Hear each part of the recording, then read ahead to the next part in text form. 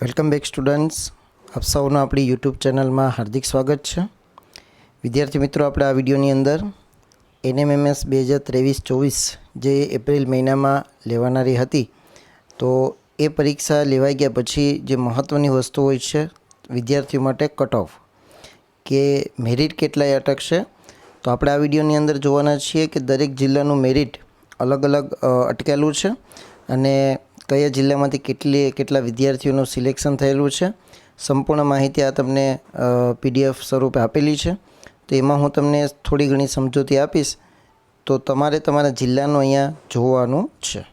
તો સૌપ્રથમ વાત કરીએ આપણે, તો અહીંયા અહેમદાબાદ સિટી, તો જો અમદાવાદ સિટીમાં ટોટલ 372 વિદ્યાર્થીનો કોટો હતો।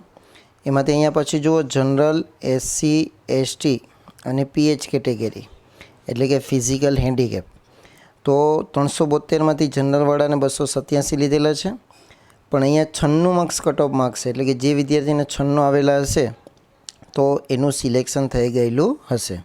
એવી રીતે SC કેટેગરીવાળા માટે 92 માર્ક્સ અને એવી રીતે ST કેટેગરીવાળા માટે 67 માર્ક્સ અને PH કેટેગરીવાળા માટે 64 માર્ક્સ।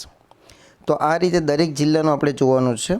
તો ઉદાહરણ તરીકે હું જોઈ લઉં ગીર સોમનાથ, તો આ ગીર સોમનાથ જિલ્લો થયો। હવે એમાં ટોટલ વિદ્યાર્થીઓ કેટલા લેવાના હતા, તો કે 121। એમાં જનરલવાળા કેટલા લેવાના છે, તો કે 93, પણ કટ ઓફ માર્ક્સ કેટલો છે, તો કે 123। તો કે જે વિદ્યાર્થીઓને 123 માર્ક્સ હશે જનરલ કેટેગરીવાળાને, તો એનું સિલેક્શન થઈ ગયેલું હશે। અને આની પછીના વિડીયોમાં આપણે દરેક જિલ્લા વાઇઝ તમને નામ પણ આપેલા છે, તો એનું લિસ્ટ પણ આપણે જાહેર કરીશું આપણી યુટ્યુબ ચેનલ ઉપર। તો આપણી યુટ્યુબ ચેનલને જરૂરથી સબસ્ક્રાઈબ કરી લો અને બાજુના બેલ આઇકોનને પ્રેસ કરો। એના પછી આગળ વાત વધારીએ આપણે, ગીર સોમનાથ 123 થઈ ગયો।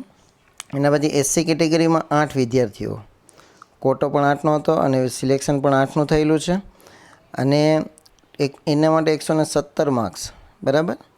એના પછી આગળ વધીએ તો ST કેટેગરીવાળા માટે 74 માર્ક્સ છે, અને જે ફિઝિકલ હેન્ડીકેપ છે એના માટે 90 માર્ક્સ જરૂરી છે। તો આ રીતે દરેક જિલ્લાની તમને માહિતી આપેલી છે, તો તમે અહીંયા આ જે PDF છે જો તમારે મેળવવી હોય તો આ વિડીયોના નીચે તમને WhatsApp ગ્રુપની લિંક આપેલી છે, ત્યાંથી જોડાઈ અને આ PDFને મેળવી શકો છો મેસેજ કરીને, DM કરીને। તો આ રીતે દરેક વલસાડ એટલે કે ટોટલ આપણા 33 જિલ્લાઓ છે એની માહિતી તમને અહીં આપેલી છે। તો કોઈ પણ જિલ્લાનું તમે જોઈ શકો છો। ઉદાહરણ તરીકે હજી એક તમને દેખાડીએ આપણે સુરત, તો જો સુરતમાં ટોટલ 451નો કોટો છે, એમાંથી જનરલ કેટેગરી કેટલી છે, 350, અને એના માટેનું મેરિટ કેટલું છે, તો કે 116, કેટલું છે, 116, અને ST કેટેગરીવાળા માટે તો કે 96, એના પછી SC અને ST માટે 96, અને ફિઝિકલ હેન્ડીકેપ માટે કેટલું છે, તો કે 60 છે, કેટલું છે, 60।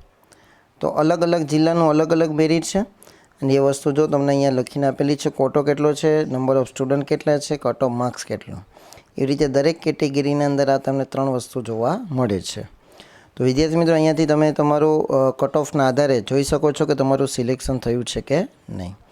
આશા રાખીશ કે તમને વિડીયો પસંદ આવ્યો હશે। વિડીયો પસંદ આવ્યો હોય તો આપણે શેર કરો, જો ચેનલ પર નવા હોય તો ચેનલને સબસ્ક્રાઈબ કરી બાજુના બેલ આઇકોનને પ્રેસ કરો।